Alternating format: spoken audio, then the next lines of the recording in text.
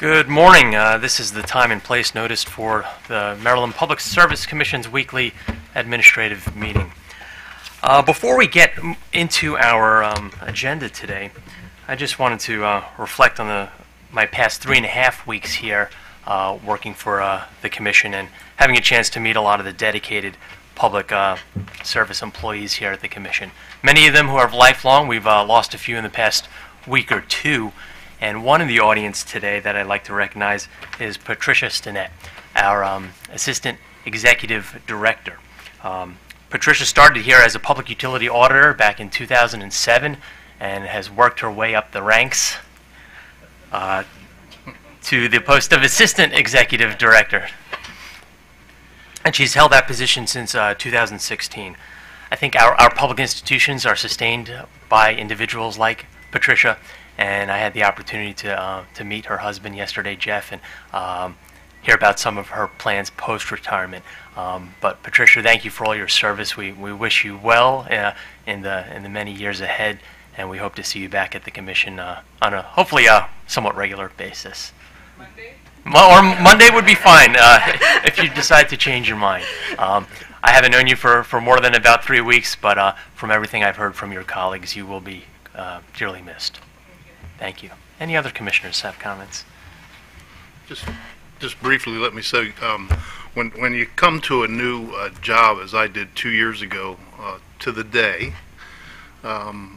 very quickly Pat Stinnett joked with me and made me feel welcome and comfortable here, and I appreciated that, and I think we've had a good relationship ever since, and I wish you well. In the Navy, we used to say fair wind and following seas, and enjoy the family.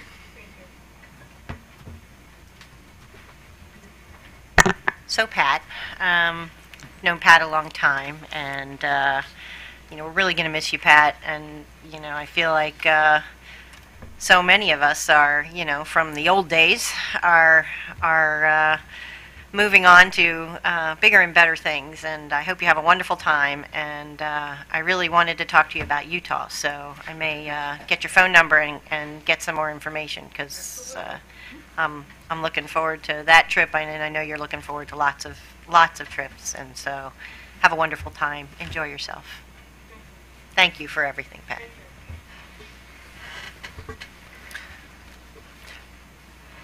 At this point, Commissioner Linton. Thank you. I'm sorry.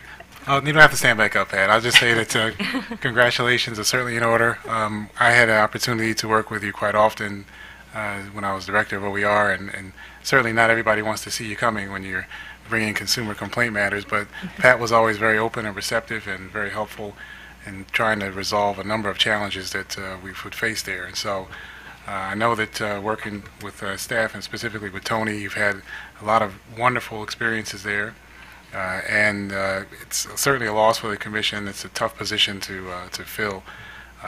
And you've held all of them very well and very admirably, so I appreciate the time. Thank you very much for being here and for working here at the Commission and serving the citizens of Maryland. Yeah, I guess I also enjoyed very much working with you, Pat, and also just your friendly demeanor, your smile every day. It's always good to run into you, and also the great information you provide. So, and also want to join in thanking you for choosing a career in public service. I mean, what you do is incredibly important. What everyone does here is incredibly important to the people of Maryland. So I know you have a lot of different options. You're very talented, skilled. You could have gone in a lot of different places, but thank you very much on behalf of the citizens of Maryland for choosing public service.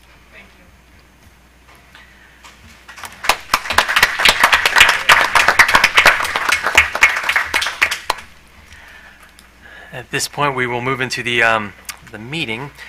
First things first, we have the administrative meetings minutes from the last meeting, which was on July the 25th. Do we have a motion to approve the minutes? I move we adopt the minutes for July 25th administrative meeting. Is there a second? Second. Any opposed? The minutes are approved. Madam Secretary, can we proceed with the consent agenda? Yes, Mr. Chairman. On the consent agenda, we have 3 items. The first item is Birch Communications of the Northeast, Inc., DBA Birch Communications, filed on July 3, 2018, revised tariff pages, proposing to revise its intrastate terminating access rates pursuant to Step 7 of the FCC's Connect America Fund Order. The second item is Anne Arundel County Department of Public Works, filed on June 27, 2018, request for approval to construct a Type 1 generator in Crofton, Maryland.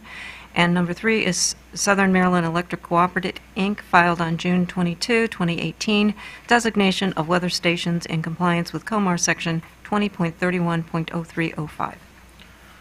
Do the commissioners have any questions with regard to these 3 consent items? Yeah, I did want to ask very briefly if someone could answer, what was the nature of the non-compliance with SDAT for this number 1 item?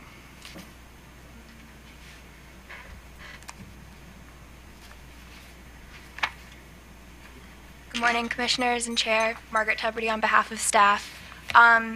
Birch Communications of the Northeast LLC is currently SDAT compliant. It's their DBA, Birch Communications. They're missing, I believe it's Form 11T.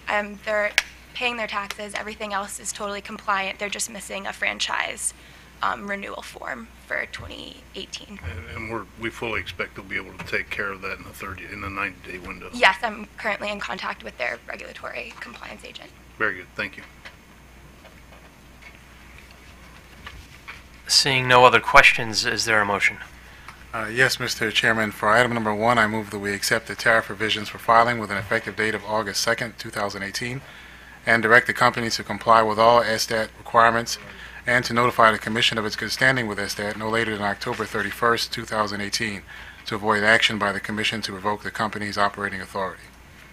For item number 2, I move that we approve, nunc pro tunc, the construction of the requested generator that the Commission finds meets the requirements for exemption from CPCN requirement as set forth in Section 7-207.1A of the Public Utilities Article.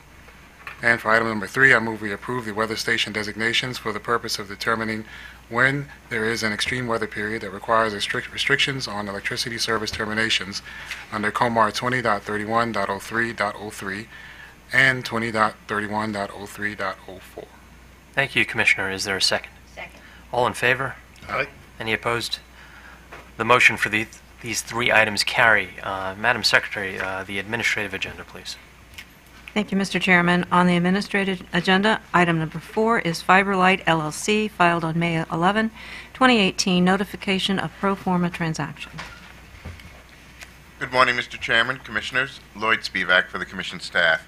This is a filing by FiberLight LLC notifying the Commission of a proposed pro forma change in ownership from direct ownership by its current owners to ownership by a holding company that is also owned by the existing owners. Under Public Utilities Articles Sections 6-101 and 5-203, most types of corporate transactions by regulated public service companies require prior Commission approval. However, Public Utilities Articles Sections 5-203 and 6-101 exclude transactions occurring between telephone companies and entities that share 50% or more common ownership with a telephone company from Commission approval. FiberLight is a Delaware limited liability company with its principal offices in Alpharetta, Georgia. In Maryland, FiberLight is authorized to provide resold and facilities-based local exchange telecommunications services pursuant to authority granted by the Commission on October 26, 2005. The transaction is occurring through a swap of FiberLight membership interests for the equivalent amount of stock in Thermo Acquisitions, Inc., which is a holding company owned by the current owners of FiberLight in the same proportions as their current ownership. The filing asserts a number of public interest benefits from the transaction, and staff has no basis to dispute those assertions. Staff recommends that the Commission note the transaction. Thank you, Mr. Spivak. Any questions from the Commission? Is there a motion? Yes, Mr. Chairman, I move we note the transaction. Is there a second? Second. All in favor? Aye. Any opposed? The motion carries. Thank you, Commissioners.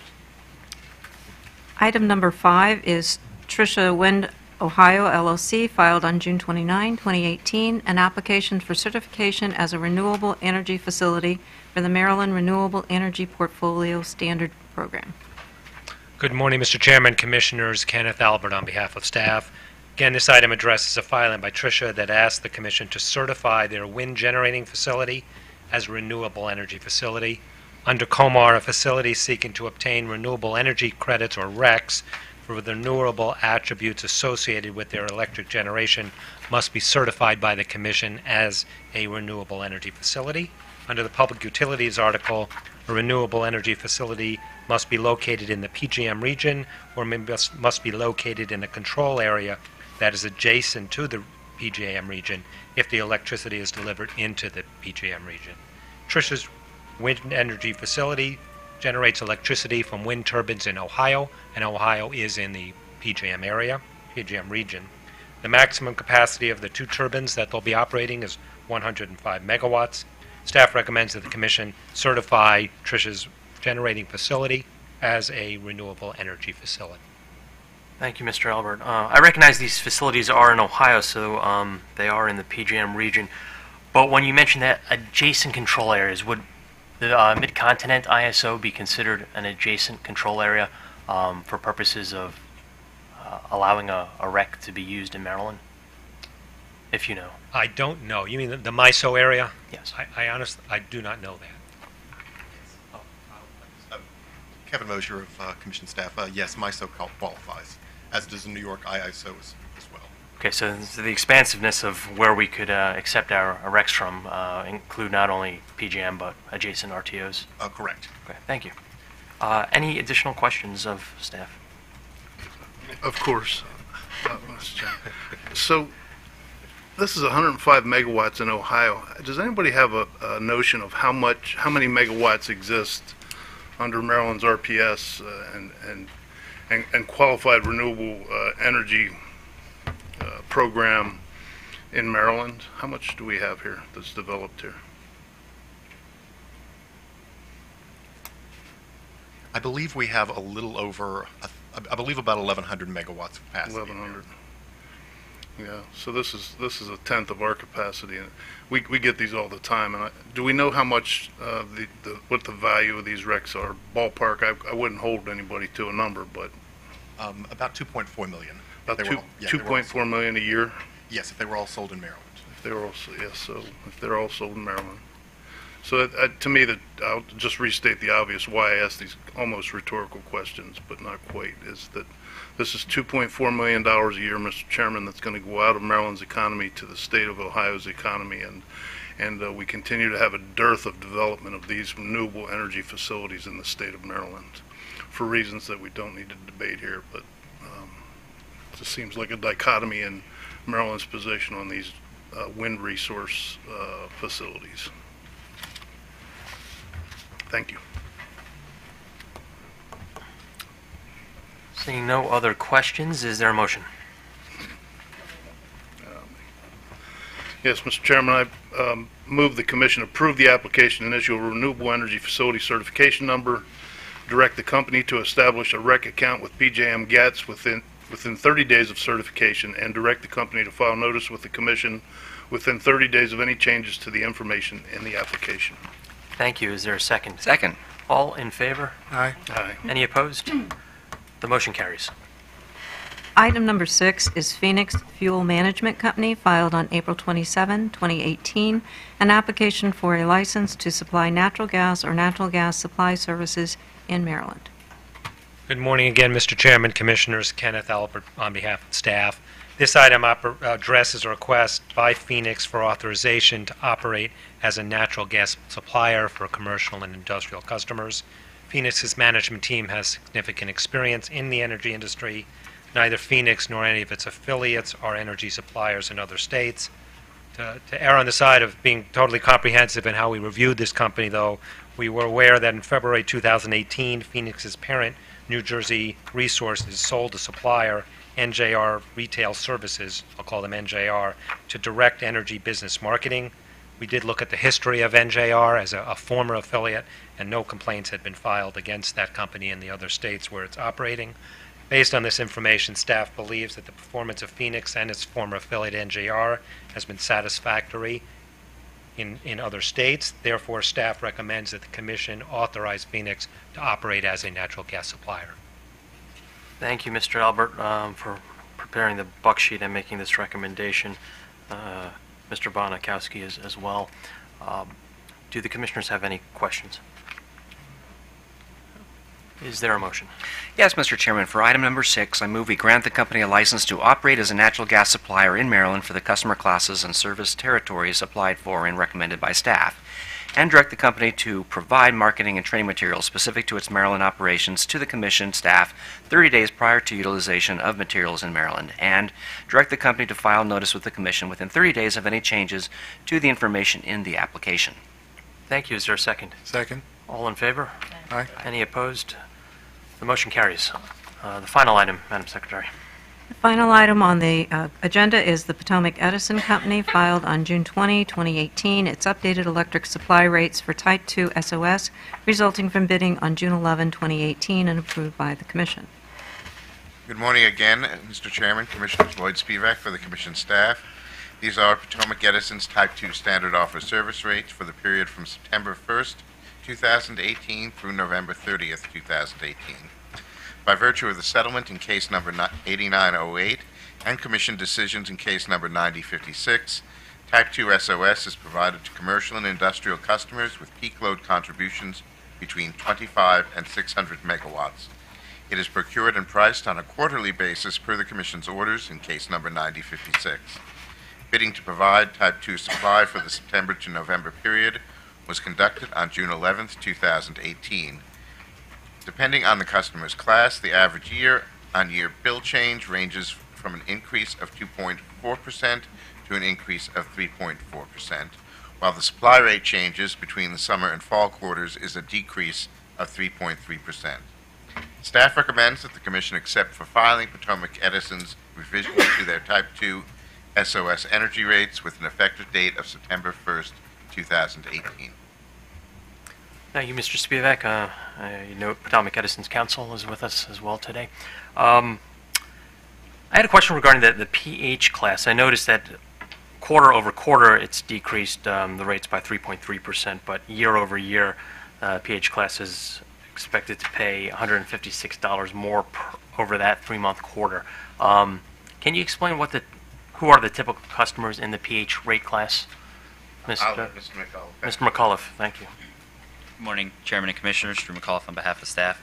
The PH class consists of retail enterprises such as restaurants, banks, grocery stores, and it also includes mid-sized industrial customers, which these other classes in this filing do not. It is the only class in this filing that includes industrial customers, mid-sized industrial customers. So industrial and commercial, no residential customers? No, this is just the Type 2 are only commercial customers. Do you have a sense of what percentage of customers taking service under Schedule PH are on retail choice versus SOS? Yes. The PH class, about 23% of the class are SOS customers, so about 77% are retail choice. So most of the customers won't be affected by this price increase. And just to give you some perspective, the $150 is a pretty decent increase, but their monthly average bill is still $4,700, so it's still only 3%, but they have quite a high bill. And $4,700, is that monthly or quarterly? That's monthly. Monthly. Okay. Thank you. Any other questions? Is there a motion? Yes, Mr. Chairman. For item number 7, I move that we accept the tariff revisions for filing with an effective date of September 1st, 2018. Is there a second? Second. All in favor? Aye. Any opposed? The motion carries. Is there any additional business before the Commission today? No. Thank you. This meeting is adjourned. Thank you, Commissioners. Thank you.